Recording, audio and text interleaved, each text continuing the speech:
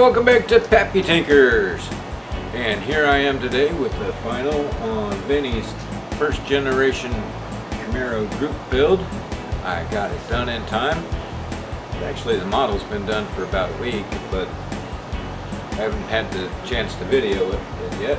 So let's get that done before the deadline comes in, and I still have a little bit of time to edit this and get it out to you guys.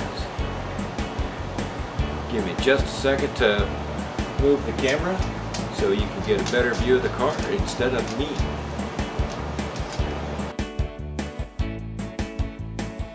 Whether you're painting model cars, armor, big rigs, t-shirts, or even people, Gallery has the right products for you.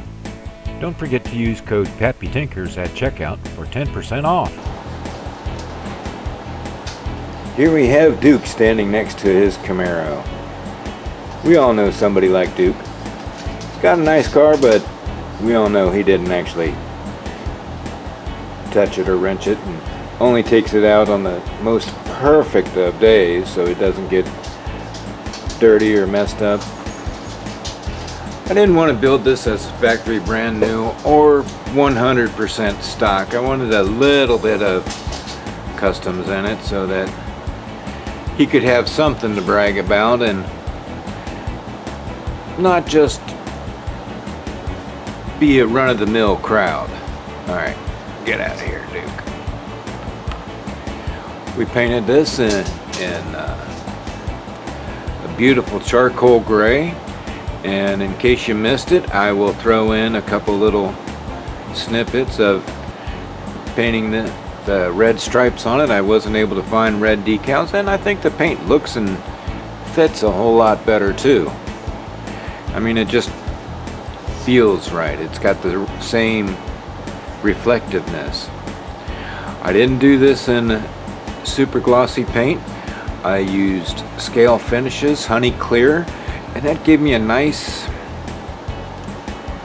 street car gloss. I didn't want the show car bling bling bling. I wanted more factory sweet looking ride. So let's turn this off here and we'll show you some other details. Let's see, right about there. Oh, nope, it's backwards.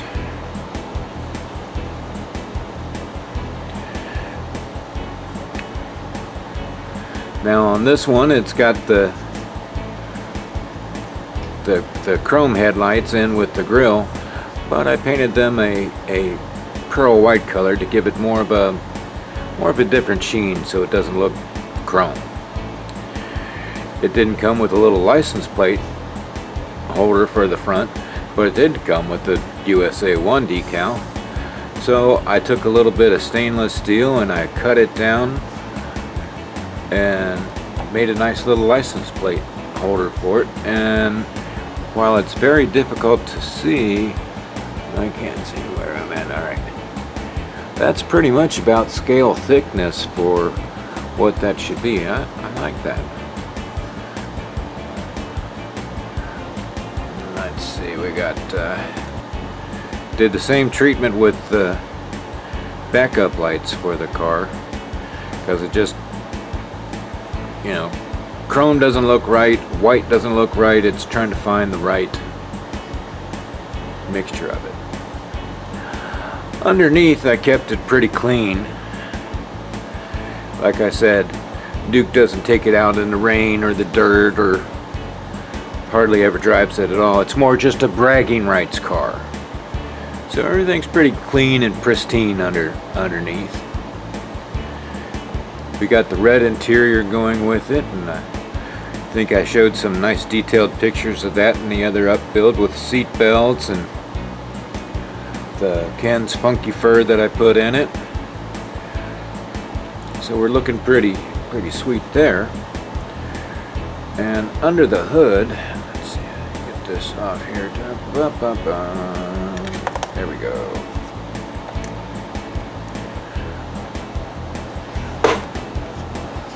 Let's see if we can get this.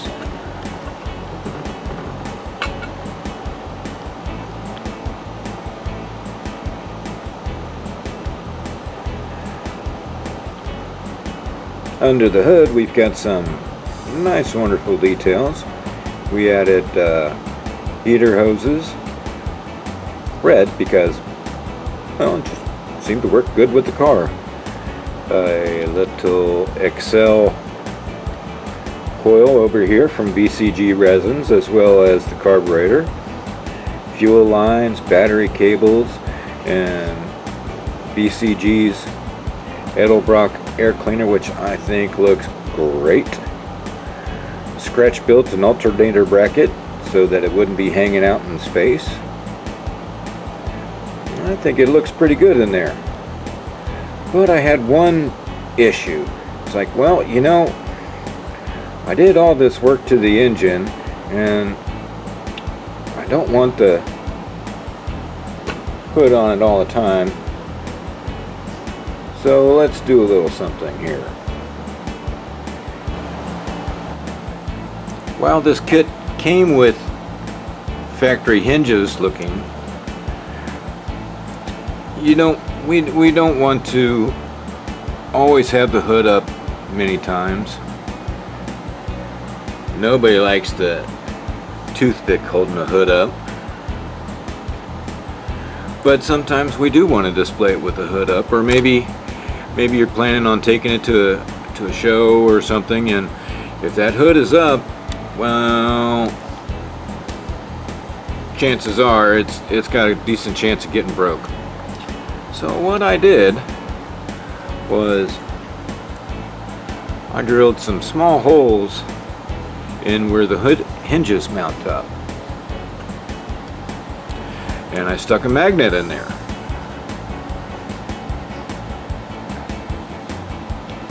And then on the hinge itself,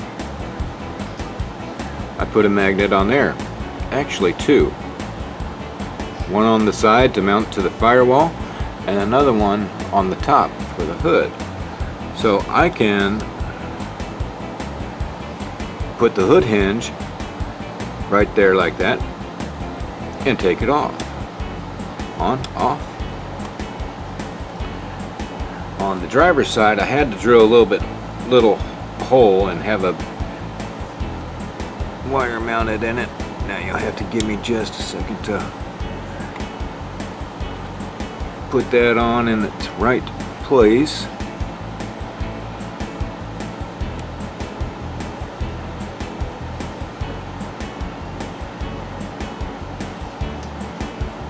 Should have done it with a bigger wire.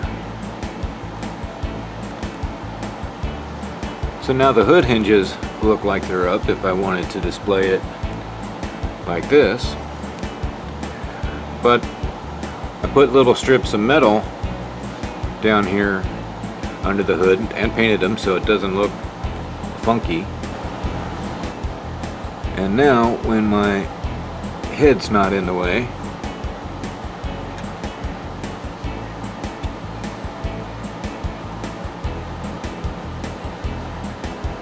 I could put the hood on like that for a display in the show, display on the shelf, or just change around my shelf so it looks a little bit different. I thought this was pretty cool. On, off, however I want to display it. I like that.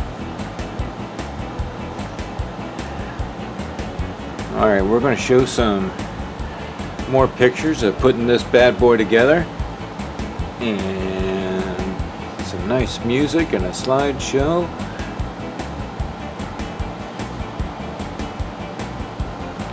Tell you guys to come to the Blue Angels Model Fest at the end of August to see me and Shaggy and a bunch of the others. Have a great time, a great food truck. I know there's a couple other of you creators that are thinking about coming down, and I should be able to have the flyer up in this somewhere in this video, or you can just contact me and I'll make sure you get the right information. There's also going to be vendors tables there, and most of the times the vendors are pretty willing to haggle a little bit so you get the best deals. Anyways, I hope you enjoyed this video, and thank you, Vinny, for putting on this group build. It's been a long time since I built one of these Camaros, but I really like how this turned out. This was a good idea. We'll see you all next time on Pappy Tankers.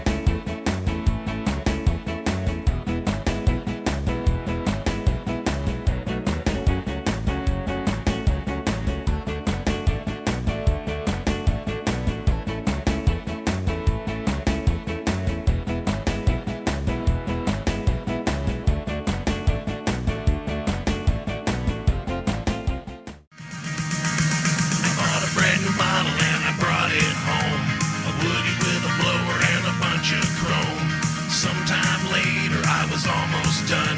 The glue run, run, run.